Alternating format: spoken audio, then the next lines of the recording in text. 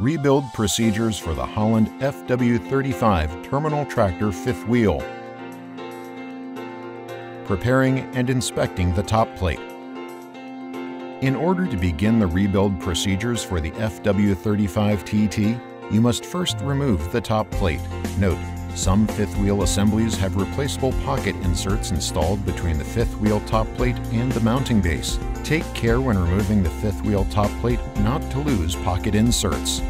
To start the removal process, first remove the bracket clinch pins and retention bolts from both sides of the fifth wheel top plate. Next, using a pry bar, pull the bracket retention pins out of the fifth wheel top plate.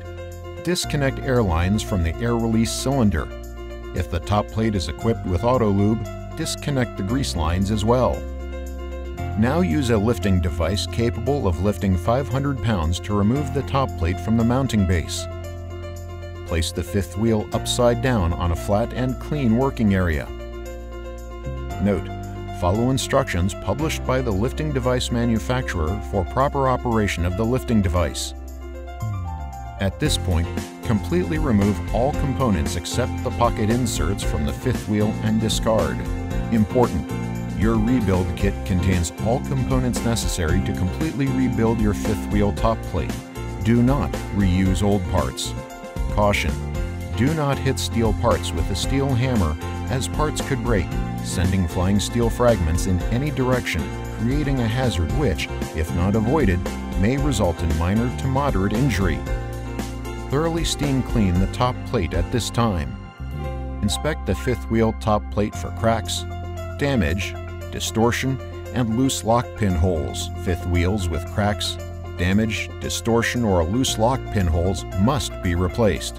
Warning: failure to replace fifth wheels with cracks, damage, distortion, or loose lock pin holes may result in tractor-trailer separation which, if not avoided, could result in death or serious injury. Now that the top plate has been thoroughly steam cleaned and inspected, we can begin the replacement lock installation. Yoke installation. Begin by lubricating the tips of the yoke with a water-resistant lithium-based grease. With the top plate upside down and the threaded hole of the yoke facing up, slide the yoke into the casting. Lubricate the inside tube of the spring block with a water-resistant lithium-based grease.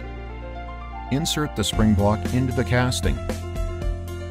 Make sure the angled end of the spring block is facing toward the top face of the fifth wheel casting as shown here. Now insert two M12 by 40 mm hex head cap screws through the spring block holes and into the threaded holes in the fifth wheel casting. Make sure to rotate the bolts by hand and engage only the first couple of threads for now. Next, install the yoke spring by sliding it through the hole in the casting and over the spring block as shown.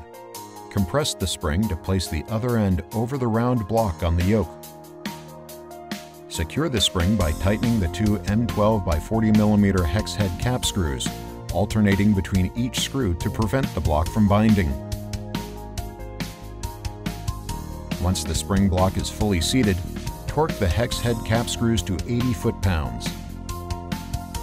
Lastly, slide the yoke shaft through the casting and into the yoke. Align the recessed hole in the shaft with the threaded holes in the yoke. Lock installation. Begin by lubricating the lock pin holes of the lock jaws with Never Seize. Attach the lock spring holes onto the locks and force the lock jaws closed, extending the lock spring as shown here. Be certain to position the lock jaws with the kingpin guides facing away, up in this case, from the casting. Slide the closed lock jaws into the casting, lining up the lock pin holes of the lock jaws with the lock pin holes in the casting. The yoke will hold the locks closed once they are in place. Lubricate the lock pins with Never Seize. With the lock jaws properly positioned in the casting, next drive lock pins into the casting holes and through the lock jaws until the heads are flush with the casting. Now install washers and lock pin nuts onto the lock pins.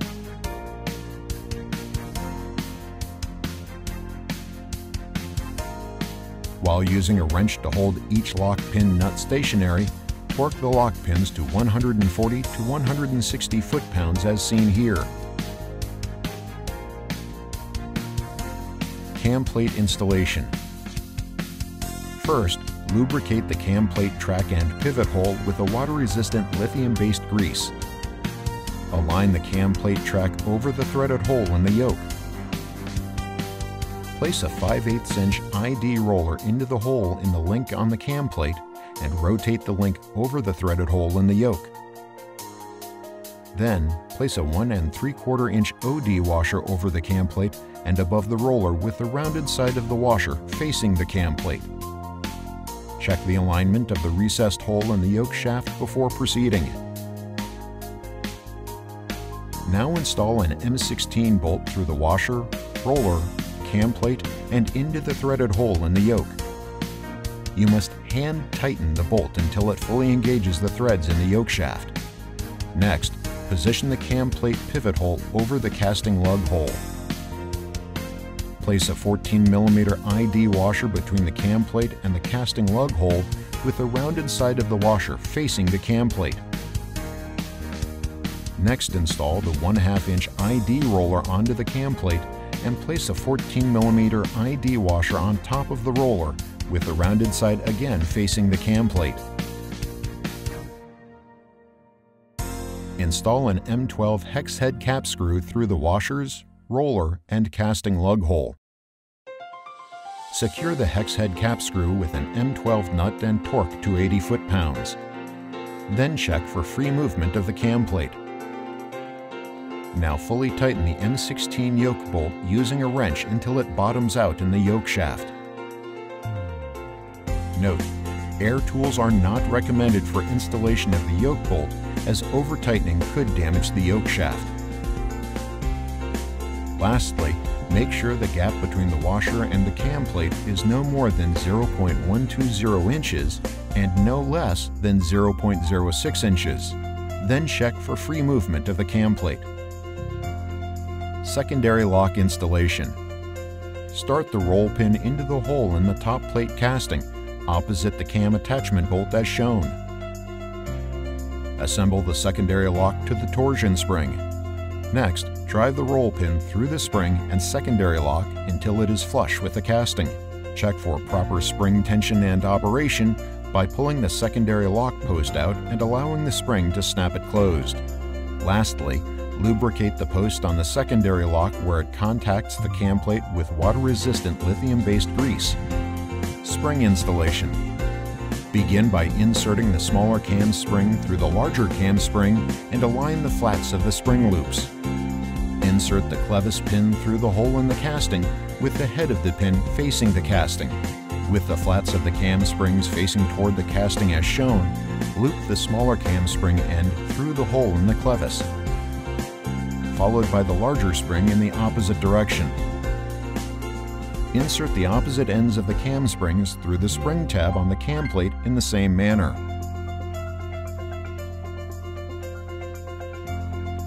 Air cylinder installation.